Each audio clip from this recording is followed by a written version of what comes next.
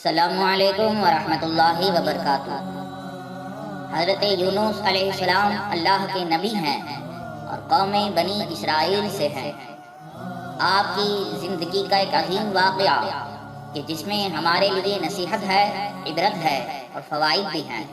اللہ تبارک و تعالیٰ نے قرآن مجید فرقان حمید میں حضرت یونس علیہ السلام کا واقعہ ذکر فرمایا کہ جس کے اندر ہم کو نصیحت مل رہی ہے، اور یہ ہے کہ بندہ جب مصیبت سے چھٹکارا چاہتا ہو تو اللہ تعالیٰ کی بارگاہ میں کن الفاظ سے دعا کرے تو اللہ تبارک و تعالیٰ مصیبت سے اسے چھٹکارا عطا فرماتا ہے۔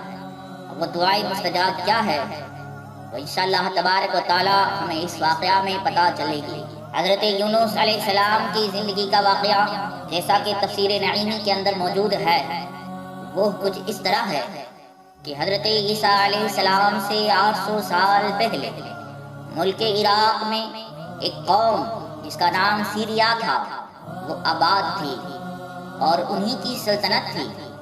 سلطنت کا مرکزی مقام تقریباً 50 میل مربع پھیلا ہوا ایک شہر دریائے دجلہ کے کنارے شہر موصل کے قریب واقع تھا، وہی تھا۔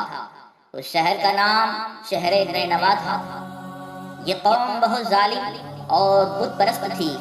حضرت یونس علیہ السلام متا کے بیٹے اور بنی اسرائیل سے تھے۔ 28 سال کی عمر شریف میں وحی نبوت عطا کی گئی، پھر قوم سیریا کی طرف بھیجا گیا۔ یہ قوم بنی اسرائیل سے نہ تھی، مگر اس کو قوم یونس اس لیے کہتے ہیں کہ وہ حضرت یونس علیہ السلام کے امتی تھے، کیونکہ ہر شخص نبی کی قوم میں شمار ہوتا ہے جو ان کی امت سے ہو، خواہ برادری اور قبیلہ سے بھی نسبت رکھتا ہو یا نہ رکھتا ہو۔ اس قاعدے سے قیامت تک کے سب مسلمان آقائے دو عالم صلی اللہ علیہ وسلم کی قوم ہیں۔ حضرت یونس علیہ السلام نے ان کو یعنی اپنی قوم کو ترک ظلم و بت پرستی کی تبلیغ فرمائی، مگر انہوں نے آپ کی بات ماننے سے انکار کر دیا۔ کافی عرصہ تبلیغ فرماتے رہے مگر ایک بھی مسلمان نہ ہوا۔ جب آپ نے اللہ تعالیٰ کی بارگاہ میں عرض کی، اے مولا یہ تو میرا کہنا نہیں مانتے، اللہ تبارک و تعالیٰ نے وحی فرمائی کہ 3 دن بعد ان پر عذاب نازل ہوگا۔ حضرت یونس علیہ السلام نے اپنی قوم سے یہ بات فرما دی۔ تب قوم نے آپس میں مشورہ کیا، بعض نے کہا یہ جھوٹ ہے، مگر اکثر لوگوں نے یہی کہا کہ اس سے پہلے ہم نے حضرت یونس علیہ السلام کی زبان پر جھوٹ نہیں دیکھا۔ اگر عذاب کی رات حضرت یونس ہمارے پاس ہوئے تو یہ بات اور عذاب کی خبر غلط ہے، اور اگر حضرت یونس علیہ السلام اس رات ہمارے پاس موجود نہ ہوئے تو یہ خبر ٹھیک ہے۔ عذاب کے وعدے والے دن سے پہلے جب رات آئی تو اس رات کا کچھ حصہ گزر گیا اور حضرت یونس علیہ السلام بستی سے نکل گئے۔ جب صبح طلوع ہوئی تو بستی والوں نے دیکھا کہ آسمان پر کالی گھٹائیں چھا چکی ہیں اور خوف ہی خوف کا عالم ہے۔ حضرت یونس علیہ السلام نظر نہیں آ رہے تھے۔ تمام بستی پر عجیب اداسی چھائی ہوئی ہے۔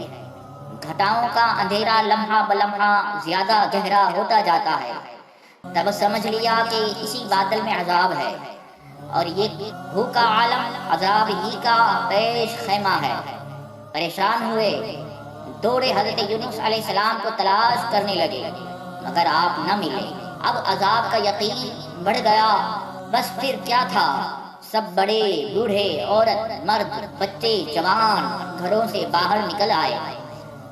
ہر شخص ایک دوسرے سے علیحدہ ہو گیا، اولاد ماں باپ سے جدا ہو گئی، کوئی کسی کی طرف متوجہ نہ تھا۔ سب عذاب سے معافی اور سابقہ کفر اور بت پرستی، ظلم و ستم وغیرہ گناہوں سے سچی توبہ میں مشغول ہو گئے۔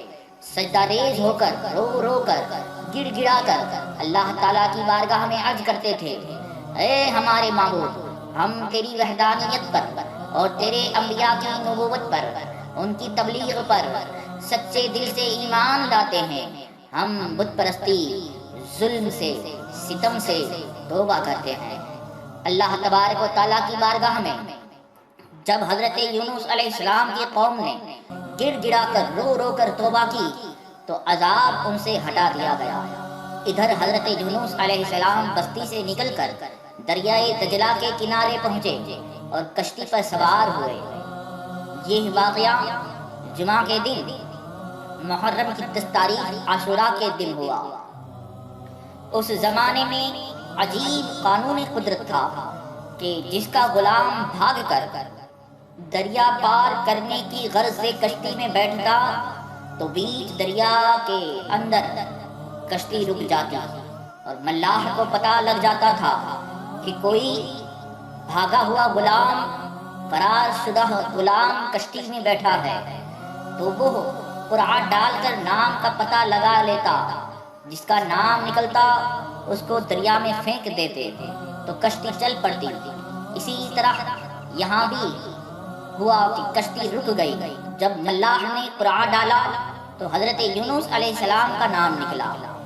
لوگوں نے حضرت یونس علیہ السلام سے عرض کیا، آپ نے فرمایا کہ میں کسی ذات کا غلام ہوں، بے شک حق ہے میں بھی کسی کا بندہ ہوں، مجھ کو دریا میں ڈال دو۔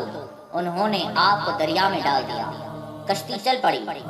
بعض لوگوں نے یہ بھی کہا کہ قوم نے جب دیکھا کہ حضرت یونس علیہ السلام کا نام نکلا تو کہنے لگی کہ نہیں، یہ کسی کے غلام نہیں ہے جو اپنے آقا سے فرار شدہ ہوں۔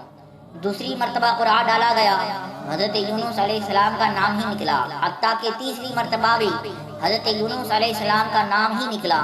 تب حضرت یونس علیہ السلام نے فرمایا کہ میں ہی کسی ذات کا غلام ہوں، مجھ کو دریا میں ڈال دو۔ پھر قوم نے آپ کو دریا میں ڈال دیا، کشتی چل پڑی۔ آپ کے دریا میں تشریف لاتے ہی اللہ تعالیٰ کے حکم سے حوت، ایک بڑی مچھلی آپ کو نگل جاتی ہے۔ 40 دن آپ مچھلی کے پیٹ میں رہتے ہیں، جہاں آپ اللہ تعالیٰ کی بارگاہ میں دعا کرتے رہتے ہیں اور یہ آیت کریمہ کا لگاتار ورد کرتے رہتے ہیں، لا الہ الا انت سبحانک انی کنت من الظالمین۔ یہاں پر میں یہ بات بھی عرض کر دوں کہ یہ آیت کریمہ ہی وہ آیت کریمہ ہے کہ جب اللہ تعالیٰ کی بارگاہ میں بندہ سچے دل سے مصیبت کے وقت اس آیت کریمہ کا ذکر کرتا ہے تو اللہ تبارک و تعالیٰ اس کی مصیبت کو دور فرما دیتا ہے۔